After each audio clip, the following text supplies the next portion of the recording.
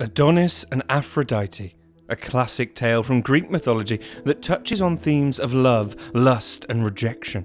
Adonis, the mortal personification of masculinity that captured the heart of the goddess of love, Aphrodite. But did it, as is usually the case, inevitably all go wrong for this beautiful couple?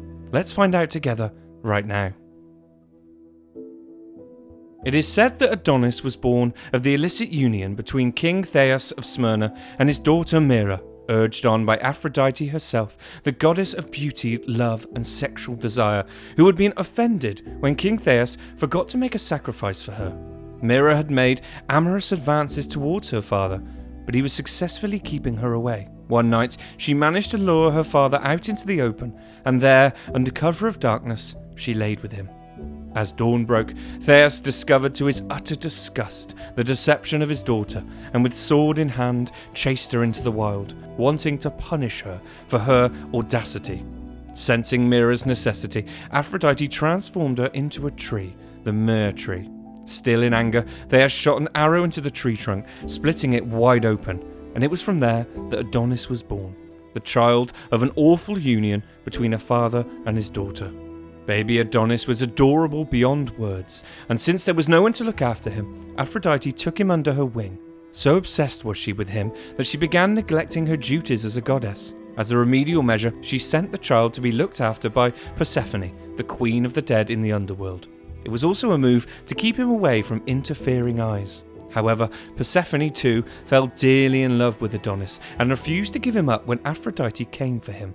There was a bitter argument, and Zeus had to intervene to prevent a disastrous argument between the two. He decided that every year Adonis would spend 4 months first with Persephone, the next 4 months with Aphrodite, and the last 4 months he would be left alone so that he may learn to look after himself. Adonis grew up to be a very handsome young man, and one look at him could make every woman's heart excited with desire. That excitement was also in the heart of the goddess Aphrodite, who was extremely charmed by this young man. Adonis loved the great outdoors and was a master of the hunt. On one fateful day, when Aphrodite was to go away for a few days, she warned Adonis not to stray too far into the forest while hunting. At the same time, she told him to stay away from any beast that did not run from him. However, the heart of young Adonis was audacious, and neglecting Aphrodite's warning, he plunged deep into the forest.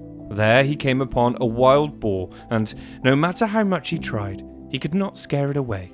The boar, angered, attacked Adonis, and with one massive heave of its head, pierced the young man with its tusk. It is said that the boar which killed Adonis was no ordinary beast, but the god Ares, who was one of Aphrodite's many lovers. Jealous of her passion for Adonis, Ares disguised himself in the form of a boar and attacked the young man. Hearing the screams of her beloved Adonis, Aphrodite immediately headed for the forest, where she found him taking his last breath. Kneeling by his side, she sprinkled nectar over the wound, and to ease his pain, she sang gently to him. A smile caressed Adonis's countenance as he silently passed away into the realm of the dead. The nectar that Aphrodite sprinkled on Adonis's wound had turned the droplets of his blood into beautiful red anemones, while the rest of his blood flowed, becoming the river Adonis, which is today known as the river Na Ibrahim in coastal Lebanon. Persephone greeted Adonis with arms wide open as he entered the underworld, and her delight knew no bounds. At the same time, Aphrodite, knowing that her Adonis must be in the clutches of Persephone, rushed to the underworld to bring him back. Once again, Zeus had to intervene and stop the women from quarrelling over who would have rightful possession of Adonis. With great patience, he told them that henceforth Adonis would spend half the year with Aphrodite and the other half with Persephone. Some believe this may symbolize the life of a man who spends half his life with his mother and half his life with his wife, whilst others suggest it represents the cycle of rebirth in the seasonal plant life of the world. Another love story from Greek mythology that is full of drama and heartbreak, as all the best tales are, of course. Let me know what you think of the beautiful Adonis and glorious Aphrodite in the comments, and as always, I hope you enjoyed the story.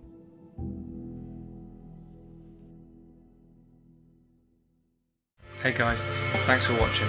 If you enjoyed the video, don't forget to hit that subscribe button for more great stories. Cheers.